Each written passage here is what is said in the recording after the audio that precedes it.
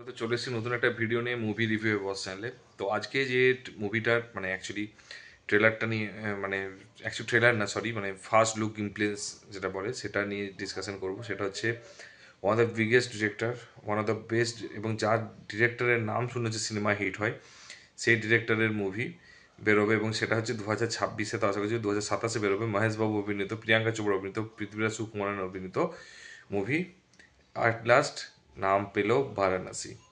তো সেটার হচ্ছে গেম প্লেস বেরিয়েছে। তো এটা একটু আগেই বলে দিই, যাদের ইন্টারেস্টেড নয় তারা প্লিজ কাইন্ডলি ভিডিওটা কিন্তু দেখবেন। এটা লম্বা ভিডিও হবে, তার কারণ এটা হচ্ছে অ্যাকচুয়ালি যতটা আমি পেরেছি আমি অ্যানালাইজ করেছি, মানে মোটামুটি 10-12 বার দেখেছি, অ্যানালাইজ করেছি, এবং তারপর সেটা আমি বলবো। তো সেটা তো বলার আগে আমি প্রত্যেকটা জিনিসই ডিটেলসে বলবো। আগে ক্যারেক্টারগুলো নিয়ে বলবো, তারপরে কীরকম লেগেছে বলবো, পোস্টারটা, তারপরে হচ্ছে টিজে প্লেসটা কেমন লেগেছে, তারপরে হচ্ছে কী ব্যাপারটা, কী হিডেন জিনিসগুলো আমি দেখতে পেয়েছি সেটা অবশ্যই বলবো। ফার্স্টেই বলবো যে এখানে হচ্ছে ভিলেন হচ্ছে পৃথ্বীরাজ সুকুমারনের, কুম্ভ হচ্ছে নাম রেখেছে, এবং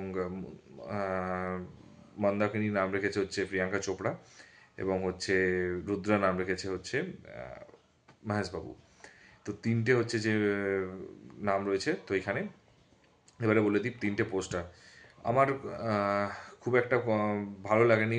পৃথ্বীরাজ সুকুমার ভিলেনের যে মানে ক্যারেক্টারটার পোস্টার বেরিয়েছে, সত্যি কথা বলতে আমার সত্যিই ভালো লাগেনি খুব একটা। এবং এস রাজামৌলির যে এক্সপেকটেশনটা ছিল সে এক্সপেকটেশন মিট করতে পারেনি।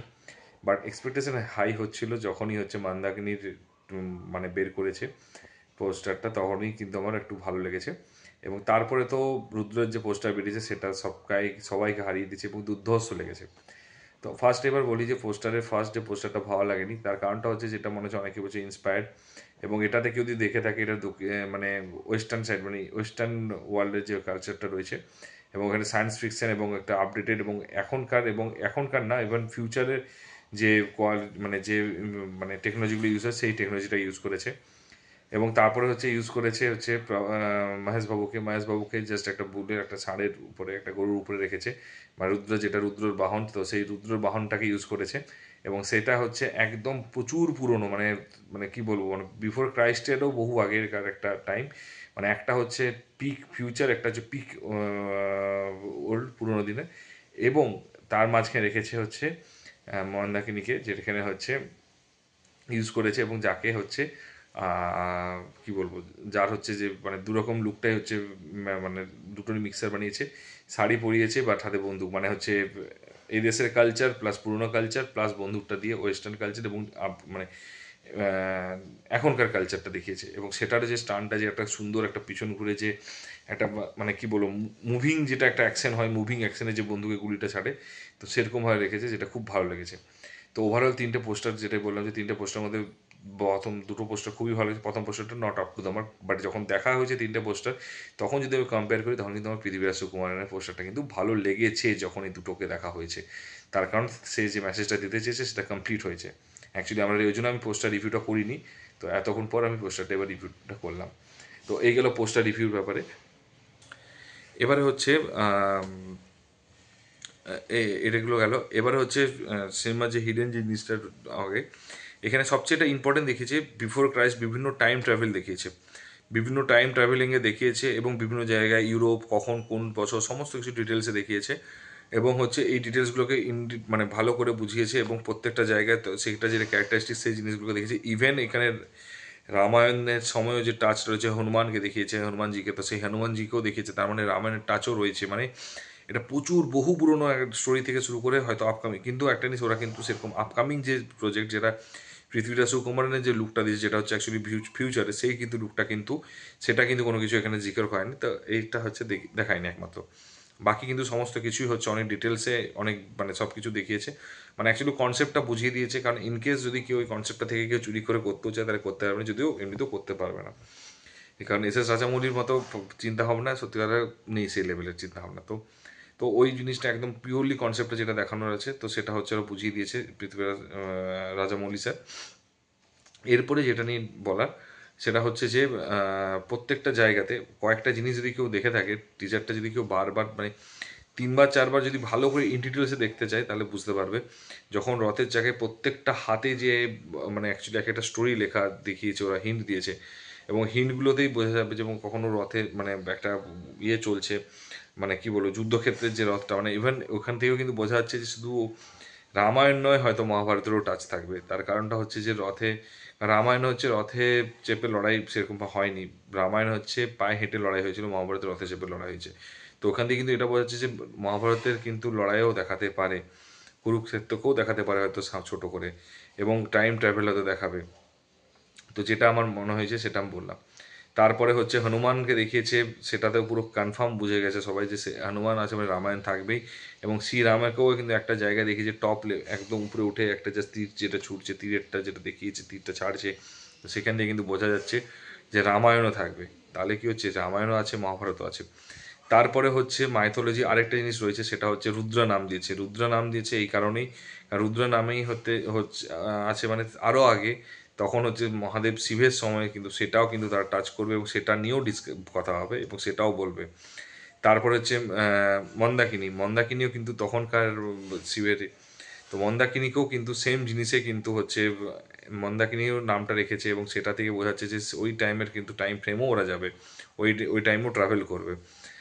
তো প্রত্যেকটা জিনিস হচ্ছে এখানে ডিটেলস, মানে প্রত্যেকটা নামে এক একটা মিনিং। একটা কথা আছে না যে every name has a meaning, every মানে মানে এভরি স্ক্রিন, মানে কি বলবো, স্ক্রিন প্রেজেন্স ইজ, মানে একটা একটা আছে না, every name has a meaning. মানে আর প্রত্যেকটা স্ক্রিনে হচ্ছে এক একটা গল্প বলে যায়।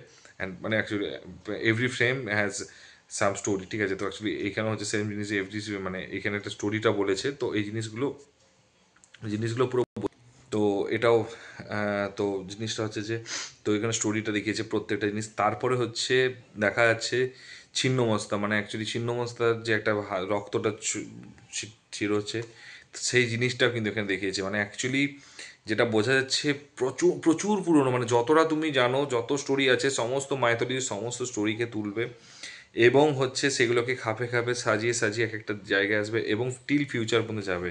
তো ব্যাপারটা হচ্ছে যে কীভাবে ইউজ করবে এখানে ভিলেনকে, কীভাবে হিরোকে ইউজ করবে, কীভাবে হচ্ছে হিরোইনকে ইউজ করবে, সেটা কেউ জানে না। বাট সত্যি কথা বলতে কি, যে লার্জার দ্যান স্কেলটা বানিয়েছে, যে সুন্দর, মানে এত সুন্দর লেগেছে, মানে এত ভিজুয়ালি এত সুন্দর, মানে স্যাটিসফ্যাকশন, একটা কথা জানো, ভিজুয়ালি স্যাটিসফাইড হওয়া। তো ভিজুয়ালি যে স্যাটিসফ্যাকশনটা আছে, সেই স্যাটিসফ্যাকশনটা কিন্তু দেখা গিয়েছে।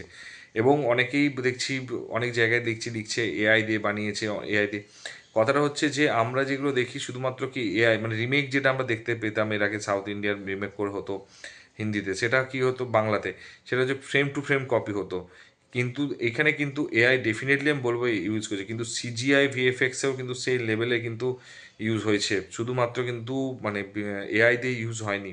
কারণ রাজামৌলি স্যার এতদিনের প্রজেক্টে নিশ্চয়ই উনি এত ভুলভাল এআই দেবে না, এবং এআইগুলোকে একটা মোশনভাবে বানাচ্ছে। এবং এআই জিনিসটা হচ্ছে এখনকার মানুষরা এআই সত্যি কথা বলতে কয়েকটা রিল দেখে ভাবছে তারা এআই জানে। এআই এরকম নয় যেটা যতটা ইজিলিভাবে লোক ভাবছে।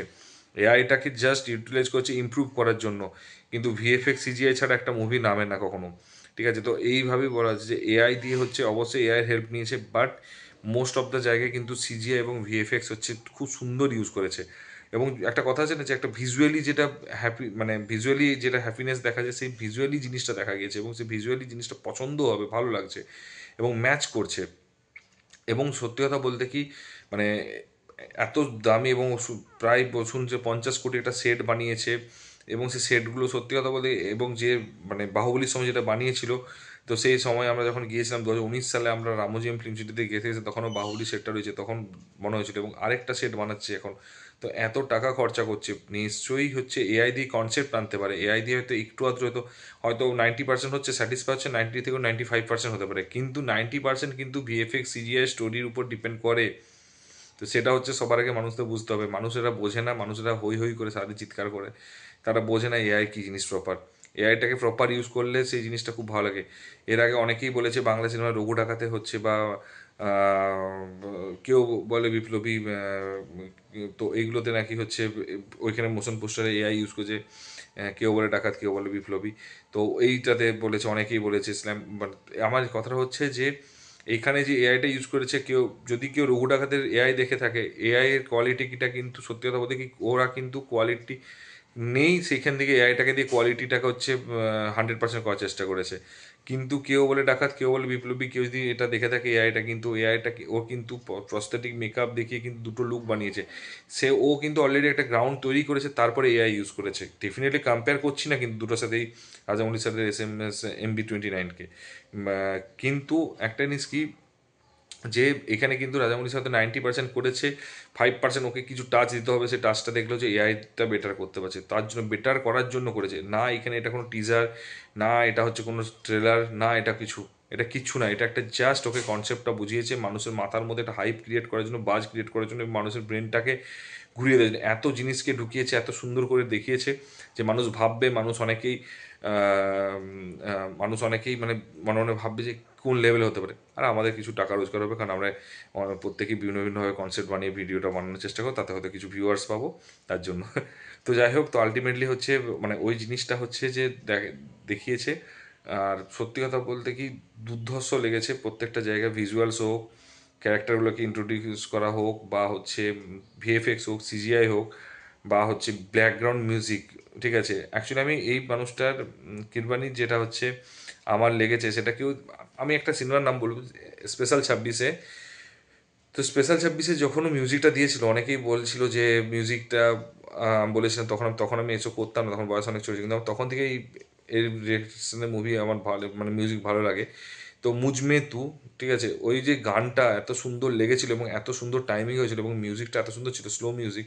এখানেও কিন্তু কেউ যদি দেখে থাকে, স্লো দিয়ে দিয়ে শুরু হচ্ছে, স্লো দিয়ে দিয়ে শুরু হচ্ছে, এবং যখন মহেশবাবুর এন্ট্রি এবং তাকে দেখায়, তখন কিন্তু মিউজিকটা মনে হচ্ছে না পুরো আকাশ পাতাল করে দিয়েছে। কেউ যদি শুরুটা দেখে আর লাস্টে, এত সুন্দর করে ডাইনামিকভাবে বানিয়েছে, ইউনিকভাবে বানিয়েছে, আমার তো খুবই সুন্দর লেগেছে। এবং আমার মানে দারুণ লেগেছে, মানে সত্যি কথা বলতে কি, এই রাজামৌলি স্যারের মুভি রিভিউ করতে গেলে বা ট্রেলার বা টিজার রিভিউ করতে গেলে, সত্যি কথা বলতে কি, খারাপ মুখ দিয়ে বেরোনো যাবে না, বলা যাবে না। এতটাই পারফেকশনভাবে বানায়, পারফেক্টভাবে বানায়, মানে ডিরেক্টরের নাম দিয়ে যদি কোনো কোনো মানুষ যদি সিনেমা হিরো হয়, তা তুমি বুঝে নাও। তো যাই হোক, আমার প্রত্যেকটা জিনিস ভালো লেগেছে, প্রত্যেকটা ক্লাস, প্রত্যেকটা বেস্ট কোয়ালিটি দেখিয়েছে। এবং সত্যিকারের বলতে কি, এত সুন্দর করে হচ্ছে, এত মানে ওয়েস্ট থেকে আমাদের কালচার, ইন্ডিয়ান কালচারকে মিক্স করবে, এবং হচ্ছে পুরনো শিব রুদ্রাশ্রময় থেকে হচ্ছে ফিউচার টাইমে হচ্ছে যে কীভাবে মিক্স করবে, কীভাবে ডিরেকশন করবে, সেগুলো হচ্ছে দেখার বিষয়। আর আশা করছি সেগুলো বলতে পারে না, রাজামৌলি স্যারের চেয়ে ভালো কেউ যায় না। তো আমার ওভারঅল খুব ভালো হয়েছে, দারুণ লেগেছে। তো আমাদের কীরকম লেগেছে সেটা অবশ্যই জানিও, যদি না দেখে দেখো কাইন্ডলি দেখে এসো। এটা একটা লাইফ টাইম অ্যাচিভমেন্ট হতে চলেছে। আর যদি ভিডিওটা ভালো লেগে থাকে, একটু লাইক কমেন্ট শেয়ার করে দিও। আর চ্যানেলে যদি নতুন, একটু সাবস্ক্রাইব করে দিও। দেখা হচ্ছে পরের ভিডিওতে। ভালো থেকো, take care, tata, bye by.